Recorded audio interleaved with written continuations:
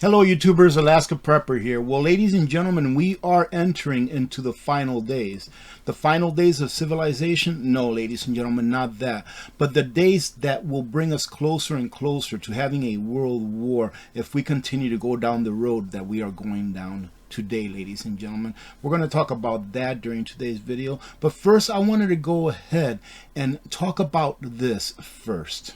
You see, many children don't have an account of what it's like to live in a communist country through their eyes. And many of us adults don't either. That's why I think that whenever we have the opportunity to share someone else's story, someone who actually lived through a time of communism in another country, that we share their stories with our youngsters. That way they understand going forward, ladies and gentlemen, that socialism or communism is not the way to go. And that anyone who's ever experienced that and have actually left their country and come here to the United States of America for freedom, they actually express to people, hey, communism is not what you think it is. It may sound good on paper, but it's never worked, and it's still not good in reality.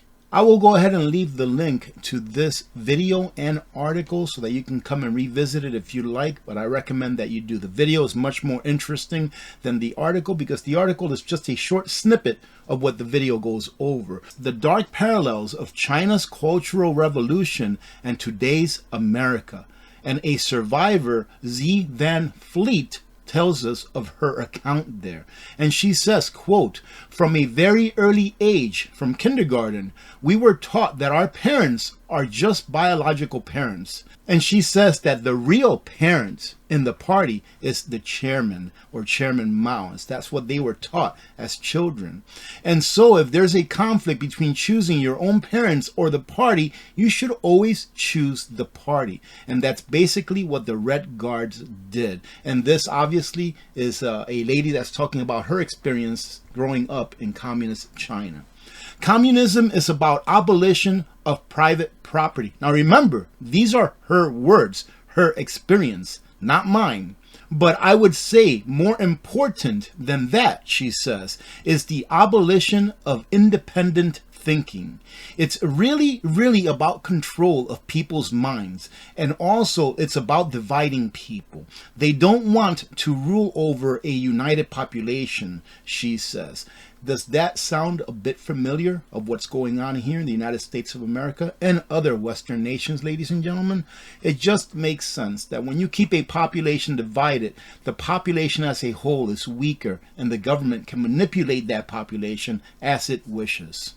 And here they continue to say that they discussed her childhood under Mao's regime. And she says, quote, "Here, especially today in school," talking about here in the U.S., "you are supposed to go to trusted adults, not your parents." And that's the way it is, right, ladies and gentlemen? We have a lot of schools that allow the children to do things that are hidden from their parents. I'm not going to get into what that is, but they are things that we probably would say, hey, we don't want our kids doing that, but they get away with it because it is hidden from your parents. Why?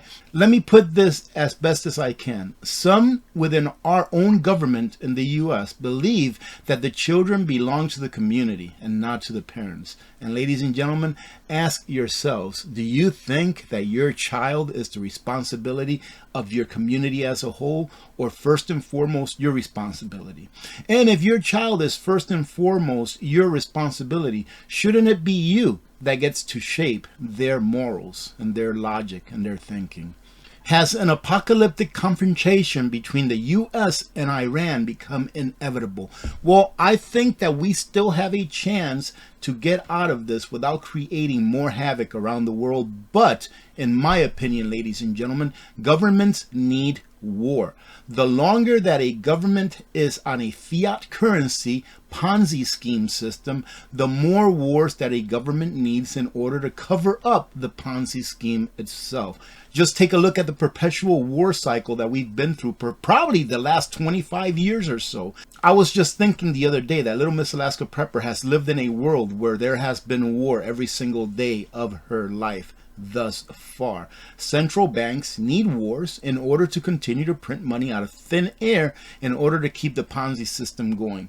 Listen to this real quick, and you can look this information up. It's very easy to find. The M2 money supply, which is pretty much all of the money that there is out there, even the spare change in your pockets, right? Your bank accounts, your checking accounts, savings accounts, all that stuff, right? Is about $20 trillion in the U.S., all right? So the money supply in the U.S. is about $20 trillion. So if you take everyone's money, you're going to have about $20 trillion, okay? How is that possible when we have a national debt of $33 trillion, ladies and gentlemen? How is that possible when we have derivatives to about the tune of, I think it's like $600 trillion or something like that? Ladies and gentlemen, there's a big Ponzi scheme, and the central banks, the only way that they can keep it going is by printing and printing and printing, right? And yes, most of those that end up with all of that cash that's printed are the people that are the top 1%, top 10%, etc., right? But they have to keep printing. They have to keep bringing debt from the future into the now in order for the system to stay afloat. And that is why, ladies and gentlemen, I believe that we will continue to be in perpetual war until this financial system is over. I know to some people it seems like, how can they connect financial systems and wars, you know? But we'll go through that here in a minute. But first, let's read on. It is becoming clear that the U.S. is going to be heavily involved in the war in the Middle East. And it is becoming clear that it is going to mean a direct confrontation with Iran. And that will be a very bad thing. Why? Go to a video that I put up a couple of days ago, I think it was on Friday or so, saying that they are already here, meaning sleeper cells from countries that do not like the United States of America. I would dare say that hate the United States of America. And those sleeper cells, ladies and gentlemen, for those of you that don't know what they are groups of military-age males that are going to be here to do bad things as soon as they are giving the order. Just take a look at those videos that you see of illegal immigrants flooding the southern border, and you see that most of the people coming in are military-age males. Do you think that maybe a few of them have gotten away from Border Patrol that are probably really bad people that have been sent here from other countries in order to be activated when the time is right to hurt the American public, either directly or via the infrastructure? And he uses the word apocalyptic, ladies and gentlemen, and in a way that is what it would be. Americans are broke. Americans are not prepared for the most part. And once that oil gets shut off, ladies and gentlemen, and once China shuts off their exports to us, where are we going to get what we need when we have no oil, i.e. no economy, and no imports from other nations that just do not like us? For whatever reason it may be, it will be apocalyptic for many in the U.S., and that's why you have to get prepared now. You still have some time. Here they say that the U.S. has intelligence that Iranian-backed militia groups are planning to ramp up attacks against U.S. forces in the Middle East as Iran seeks to capitalize on the backlash in the region to U.S. support for Israel, according to multiple U.S. officials. U.S. troops positioned in the Middle East have been attacked 13 times in the last week with a mix of one-way drones and rockets, according to Pentagon officials again. On Tuesday, the U.S. Secretary of State Antony Blinken promised that the U.S. would respond swiftly and decisively to any attack from Iranian proxy groups. The United States, he says, does not seek conflict with Iran. We do not want this war to widen. But if Iran or its proxies attack U.S. personnel anywhere, make no mistake, we will defend our people. We will defend our security swiftly and decisively, he said in front of the UN Security Council session. So, ladies and gentlemen, what do you think will happen if they cut off our oil, if our bonds are dropped and our debt is dropped and our economy goes, our financial system goes? It's going to become a resource issue, and there will be rationing, because that is a way that the government can keep the people in check, is to ration what they can and cannot get. And these are just a few of the things that were rationed during World War II or towards the end of World War II. So I will leave the link to this so you can come and revisit it. Maybe you can come up with some more ideas on things that you yourself may want to stock up on now while they're still available.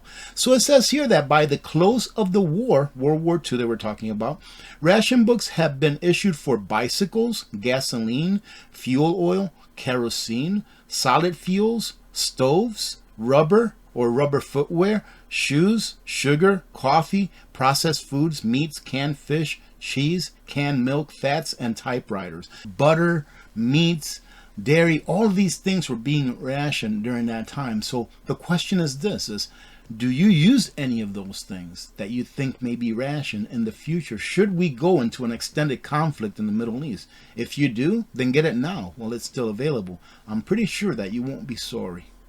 So here, retired U.S. Marine Corps General Smedley Butler said it first, and he said it best. War is a racket. It always has been. And General Butler was the most highly decorated, I think today still is the most highly decorated Marine officer in history, I believe. All right? But go ahead and make that sure you check that for yourselves.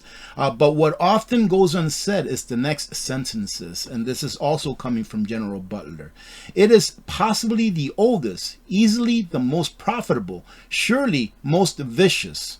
It is the only one international in scope. It is the only one in which the profits are reckoned in dollars and the losses in lives. And that is war, ladies and gentlemen. War brings nothing but sorrow. And to a very, very few, it brings many, many riches, ladies and gentlemen.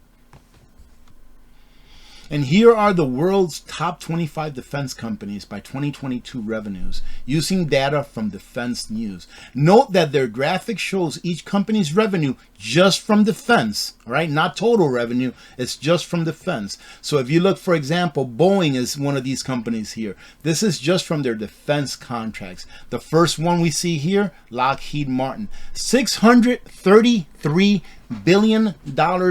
I do not understand how this works, because here this says that in 2022, Lockheed Martin's revenue from the Defense Department was $633 billion.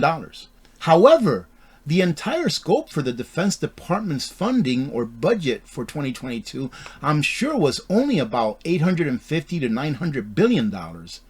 And they gave $633 billion to Lockheed Martin? I may be wrong. I may be thinking about it wrong. You can all go ahead and correct me in the comments. A fiat currency system is a system by which people who earn a living, who actually earn a wage, who earn a salary, are to stay poor for the rest of their lives. Why? Because their wealth is literally stripped from under them. And this kind of proves it. Survey found that most Americans are falling behind on emergency savings. So most Americans can't even afford a $400 emergency, ladies and gentlemen. But here it says that the survey found 60% of Americans are falling behind on their savings for emergencies, in which 38% said they are significantly behind. 81% have not increased their emergency savings since the beginning of the year. Just 19% of American households increased their emergency savings, while 32% have less savings now compared with the beginning of 2023. 20% had no savings at all at the start of the year and remain having none. Ladies and gentlemen, this is all by design. And those of you that say, oh, AP, this is not all by design, man, you really need to wake up and take a look around. That is why you have to make a decision. What are you going to do in order to preserve, at the very minimum, your standard of living? I'm not telling you what to do, ladies and gentlemen. I've told you what I do for years now in order to preserve whatever little wealth I have, and in order to ensure that my family can continue to live the standard of living that we do today. However, what are you doing? That is the big picture. Anything as small as even going to the coin shop and getting yourself a silver dime every payday, that in the end will pay off. It will keep your family fed, in my opinion at least. But you have to do your own homework whenever it comes to taking fiat currency that you earn with your sweat, with your time, and transferring it over and making it real money, which in my opinion is gold and silver. Having said that, ladies and gentlemen, I probably made this video really, really long, but I am very happy to be back and doing videos and sharing them with you after this weekend. I took the weekend off. It was a great weekend. Got a lot done. Did a lot of family stuff as well. So I hope that you did too. Other than that, I want to say thank you very much for joining in, ladies and gentlemen. Have a great, great day. God bless every one of you. God bless America. I'm Alaska Prepper. I'm out.